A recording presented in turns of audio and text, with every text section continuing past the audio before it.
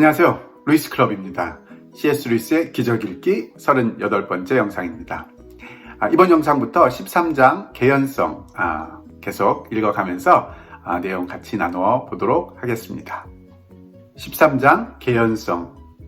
개연성은 우리가 경험해 본 대상들과 전혀 경험해 보지 못한 대상들 사이에 있을지 모를 유사성에 대한 추정에 기초한다. 따라서 이 추정이 개연성에서 비롯하기란 불가능하다. 흉, 인성론 1권 1장 6절. 데이빗 흉이라는 영국의 유명한 철학자를 인용하는 것으로서 이 장을 시작하고 있는데요. 데이빗 흉은 좀 더 정확하게는 스코틀랜드 출신의 회의주의 철학자입니다. 회의주의라고 한다면 사람들이 쉽게 진리로 받아들이는 어떤 사실이나 명제에 대해서 철학적으로 분석해보고 그것들이 그렇게 진리로 받아들여질 만큼 충분한 그런 철학적 기반이 없다든지 아니면 아예 그런 철학적 기반을 가지고 있지 않다는 그 사실을 드러내 보여주는 그런 식의 철학이라고 이야기할 수 있을 텐데요. 데이빗 흉은 개연성이라는 그 개념 자체에도 이런 회의주의적인 그런 방법론을 적용해 보고 있습니다. 예를 들어서 설명을 하자면 사람들이 어떤 조건이 주어지면 똑같은 결과를 일으키는 그런 사건들을 반복적으로 경험을 하고 나면 또 똑같은 결과를 일으킬 만한 그 조건을 가진 그 사건이 주어졌을 때 이번에도 과거에 경험했던 것과 같은 그런 똑같은 결과를 보게 될 것이다 라는 것을 개연성을 가지고 예측을 한다는 거죠. 즉 그 개연성은 우리가 진리로 받아들이는 그 안에 그 개연성 안에 진리적인 요소가 있다라고 사람들은 쉽게 생각하는데 데이빗 흉이 보기에는 그렇지 않다는 거죠. 그것을 철학적으로 조금 더 분석을 해보자면 사람들이 반복되는 경험을 하고 그와 유사한 조건을 가진 사건이 주어지면 또 같은 결과가 있을 것이다 라는 그 개연성을 갖게 되는 그 기초는 반복적인 경험에서 오는 그 경험된 사건과 경험하지 못한 사건 사이에 있는 그 유사성에 대한 추정, 그것을 기반으로 하고 있는 그런 개념이다 라고 우리가 분석해서 볼 수 있다는 거죠. 그러고 나면 그 유사성에 대한 추정 자체가 어디에 기반에 있는지 아무도 알 수 없다는 거죠. 따라서 그 개연성도 그 유사성에 대한 추정도 우리가 진리로 확신할 수 있는 그런 철학적인 기반은 어디에도 없다라는 것이 데이빗 흉식의 아주 완전한 회의주의라고 하는가요? 할 수 있나요? 모든 것을 의심해보는 논리적으로 철학적으로 의심해보는 그런 데이빗 흉의 철학적인 접근이었습니다. 그렇다면 이런 데이빗 흉의 생각들을 이해하고 또 그것에 어떤 문제점이 있는지 또는 그것이 의미하는 바가 무엇인지 이런 것을 이해하는 것이 기적을 이해하는 것과 어떤 면으로 연결이 되는지 이 장의 내용을 읽어가면서 한번 살펴보도록 하겠습니다. 지금까지의 논증은 기적이 가능하다는 것, 따라서 하나님이 때때로 기적을 행하셨다고 말하는 이야기를 결코 무작정 무시해버릴 수 없음을 보여주었습니다. 물론 이는 모든 기적 이야기를 다 믿어야 한다는 뜻은 아닙니다. 기적적 사건들에 대한 이야기 대부분은 아마도 거짓일 것입니다. 그러나 따지고 보면 자연적 사건들에 대한 이야기 대부분도 거짓입니다. 거짓말, 과장, 오해, 뜬소문 등이 아마 지금 세상에서 말과 글로 돌아다니는 이야기의 절반 이상을 차지할 것입니다. 따라서 특정한 기적 이야기의 진위를 판단해주는 척도를 찾아야 합니다.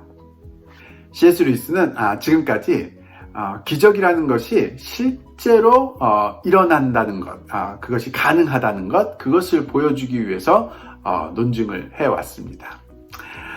그렇지만 지금 C.S. 루이스가 지적하는 것은 기적이 가능하다는 것을 보여주었다고 해서 우리가 듣게 되는 기적 이야기를 다 믿어야 된다는 뜻은 절대 아니라는 것, 그것을 잊어서는 안 된다는 것을 지적해 주고 있는데요.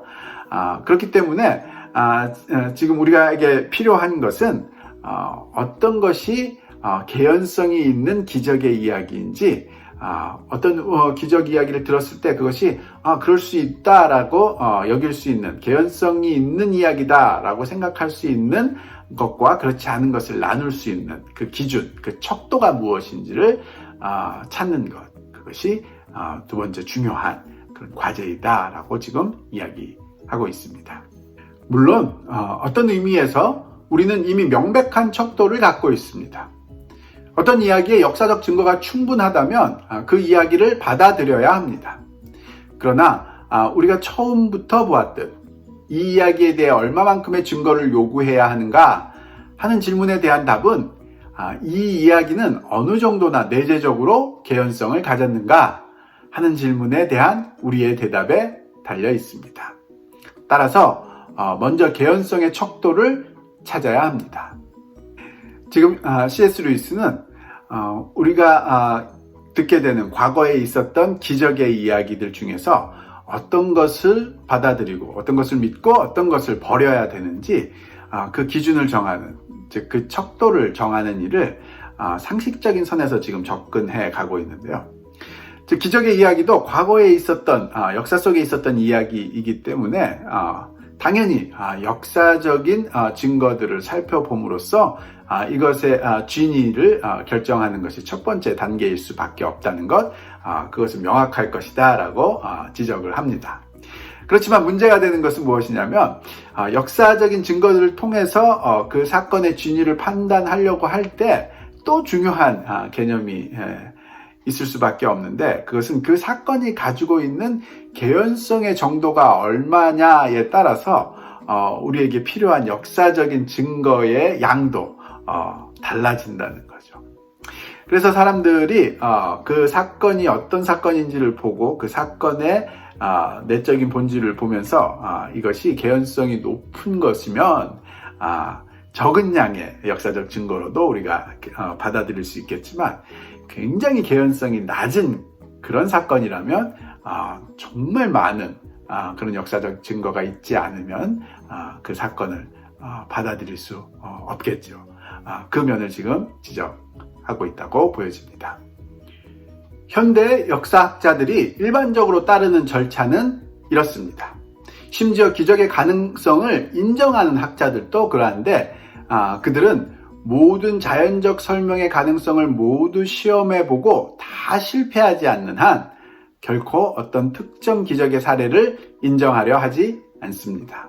다시 말해 어떤 기적이 일어났다고 말하는 편보다는 차라리 가장 개연성 없는 자연적 설명을 받아들입니다.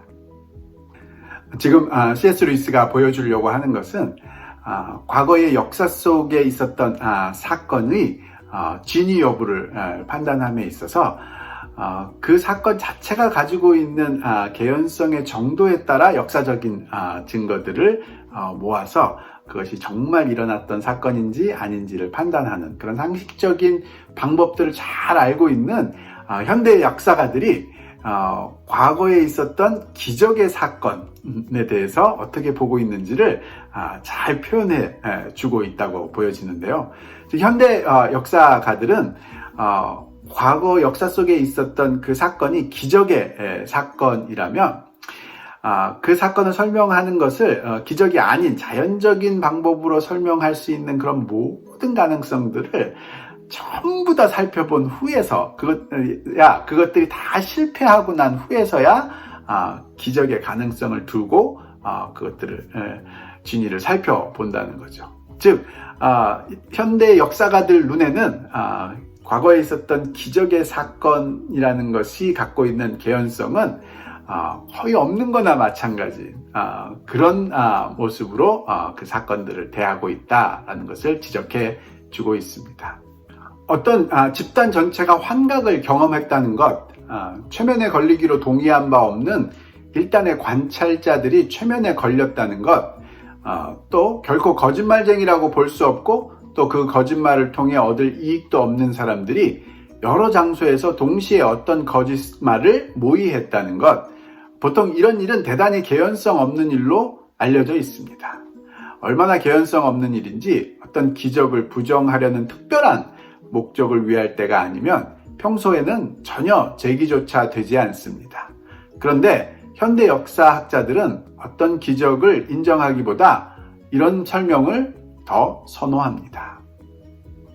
지금 여기서 이야기하는 어떤 기적이라는 것은 부활 사건을 의미하는 것이죠. 즉 과거에 부활이라는 사건이 있었다. 즉 그 부활이라는 기적의 사건이 있었다라는 그 사건을 현대의 역사가들이 대함에 있어서 그것을 기적이라는 사건으로 설명하려고 하지 않고 우선 어떤 집단이 전체가 환각을 일으켜서 그런 식으로 보았다라든지 아니면은 어떤 집단 전체가 최면에 걸려서 그런 식으로 보았다라든지 아니면 이익을 공유하지 않는 어떤 집단 전체가 어떤 이유를 알 수 없는 이유에서 같이 거짓말을 하고 있다라든지 하는 식의 보통 상황에서는 절대로 개연성이 없기에 그런 상황들을 상정하지 않는 그런 것까지 다 끌어다가 한번 설명을 해보고 난 후에 그것이 받아들여지지 않을 때 그제서야 기적의 가능성을 염두에 두는 그런 모습이 바로 현대 역사가들이 과거의 기적의 사건을 접근하는 그런 방법이다라는 것을 지금 지적하고 있습니다. 순수한 역사적 관점에서 보자면 이런 식의 절차는 순전히 정신 나간 짓입니다. 만일 우리가 처음부터 여하튼 기적은 가장 개연성 없는 자연적 사건보다 더 개연성 없는 일이라고 전제하고 들어가는 것이 아니라면 말입니다. 그런데 과연 이런 전제가 옳을까요? 즉 현대의 역사가들이 과거에 있었던 기적의 사건을 대하는 그 모습을 보면 어떻게 봤을 때는 좀 정신 나간 짓 같은 그런 모습으로 대하는 것을 보게 되는데 그 이유는 현대 역사가들에게 기적이라는 것은 사실 어떤 개연성이 낮은 그런 자연적인 사건보다 훨씬 더 개연성이 낮은 그런 사건이다라는 그 전제가 깔려있기 때문이다라고 지금 지적하고 있는데요. 그러면서 그 전제가 정말 옳은 것일지 한번 생각해 보자고 제안을 하고 있습니다. 우리는 비개연성의 여러 다른 종류를 구분할 필요가 있습니다. 기적은 정의상 다른 일들보다 드물게 일어나는 일이기에 어떤 기적이 어떤 주어진 장소와 시간에서 일어나기란 사전에 판단하자면 분명 비개연적입니다. 그런 의미에서 보자면 모든 기적은 비개연적입니다. 그러나 이런 종류의 비개연성이 어떤 기적이 실제 일어났다는 것을 믿을 수 없는 이야기로 만들어 버리는 것은 아닙니다.